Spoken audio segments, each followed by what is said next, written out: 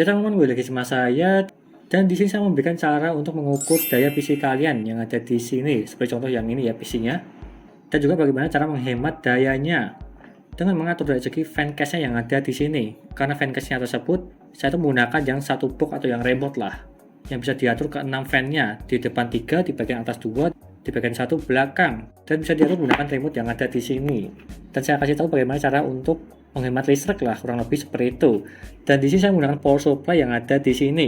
Ini adalah power supply baru dari FSP Hydroca Pro 850 watt yang sudah 80 plus Browns yang ada di sini.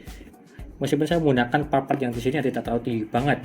Kalau 850 watt seperti contoh yang ada di sini 80 plus Browns bisa mengangkat VGA up to RTX 3080 maupun RX 6800. Itu cuma up to-nya aja. Kalau di atasnya lagi silahkan cari yang lainnya. Karena di sini dia itu 80 plus bronze, bukan yang gold. Meskipun dayanya tinggi, 850 watt. Dalam hal total power dia bisa mengangkatnya. Intinya seperti itu.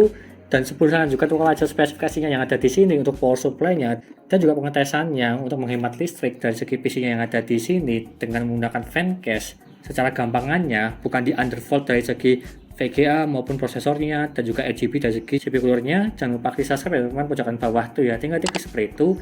Di sini kita berfokuskan pada power supply dan juga fancast dari segi dayanya. Tapi sebelum itu saya akan membacakan dulu untuk spesifikasi yang ada di sini untuk power supply-nya ini. FSP Hydroca Pro 850 watt. Yang dimana di sini dia tuh sayangnya belum full modular, tetapi kabelnya dia tuh flat kecuali 24 pin aja. Seperti contoh yang ada di sini untuk speknya ini, dia itu ada 24 pin satu kabel CPU 4 plus 4 pin ada satu, serta PCIe 6 plus 2 pin ada 2 kali, dan juga kabel SATA-nya total 8 kali, dan juga moleknya total ada 2 kali, serta ada kabel floppy-nya juga. Dari segi perkabelan di Hydroca Pro-nya ini, dan juga di sini power supply-nya sudah 80 plus bronze, yang dimana up to-nya sudah sampai 88% untuk efisiensinya, serta menggunakan 12 volt single rail design, 120 mm hydraulic bearing fan, dan juga DC to DC module design, serta double layer AMI filter, dan juga mid ERP 2013 standar untuk yang ini power supply-nya. Ini tuh dibanderol dengan harga 1.100.000. Terbilang murah kalau menurutku, yang dimana 850 watt. Apalagi mereknya FSP udah terjamin sekali garansi yang tersebut resmi dari AGS, Anda Global Solusindo, bukan yang AGS satunya. Intinya seperti itu, dan juga speknya yang ada di sini. Dan juga di sini dia tuh bisa mengangkat sampai total power yang 850 watt. Sesuai lah 850 watt yang ada di sini. Seperti baca penjelasan dari segi power supply-nya. Dan juga sudah saya pasang di bagian casing yang ada di sini. Seperti contoh yang ada di sini ya, kelihatan sekali FSP Hydroca Pro yang ada di sini, yang berlabel hijau untuk serinya ini. Dan juga untuk mengukur dayanya kalian harus menggunakan ini. Bisa dibilang wattmeter sih atau yang lainnya. Kalau saya itu menggunakan yang ini mereknya Tafware. Gambaran bentuknya seperti inilah. Untuk mengukur tegangan kalian atau tegangan daya listriknya yang ada di sini PC-nya.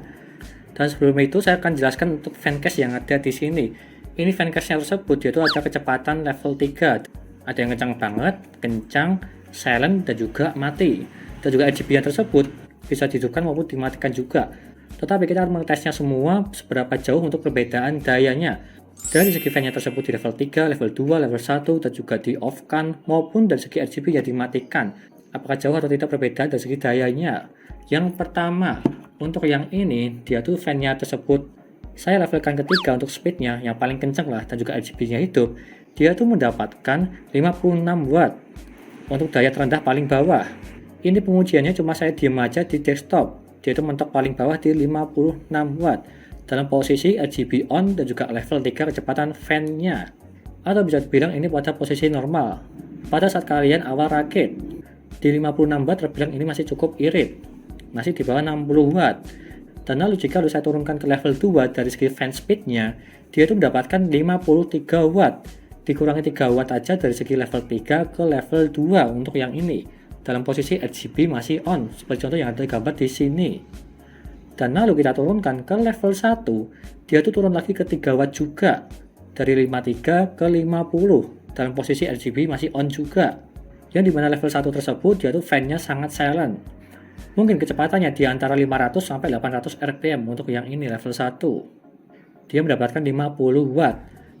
Dan jika fan-nya dimatikan tapi RGB-nya on, dia itu mendapatkan 44 watt. Jadi intinya kalau fan-nya tersebut dia tuh hidup, meskipun di level 1, dia itu menurun ke 6 watt, sehingga lebih irit menjadi 44 watt dalam posisi RGB-nya masih on dan juga fan-nya dia itu mati, tidak hidup sama sekali. Serta pengujian yang terakhir, jika fan-nya tersebut dia itu mati dan juga RGB-nya di sini dia itu juga mati, paling bawah dia itu mendapatkan 40 watt. Terbilang irit juga untuk yang ini. Jika kalian ingin menghemat banget ya, kalau misal kalian sedang keluar, PC-nya tidak dimatiin, silahkan dimatikan dulu aja di RGB-nya maupun dari segi fan-nya. Supaya lebih irit jika tidak dipakai, maupun dari segi nonton YouTube, cuma ketik-ketik doang, maupun yang lainnya yang tidak berat, bisa dibilang ini lebih menghemat sih, di angka 40 wattan. Jika fan-nya tersebut dia tuh mati dan juga RGB-nya juga mati.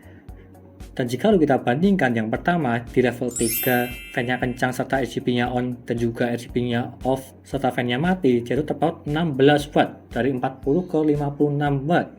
Jadi kalian bisa menghemat 16 watt sih, kurang lebihnya seperti itu. Kalau kita bandingkan kasarannya aja. Tapi kalau menurutku lebih bagus kita cari ke opsi yang lainnya, seperti contoh, kalau kalian lagi santai, kalau bosan RGB silahkan dimatikan aja fan-nya tersebut, dan juga fan speed-nya tinggal Anda atur ke level 1 yang tipenya silent.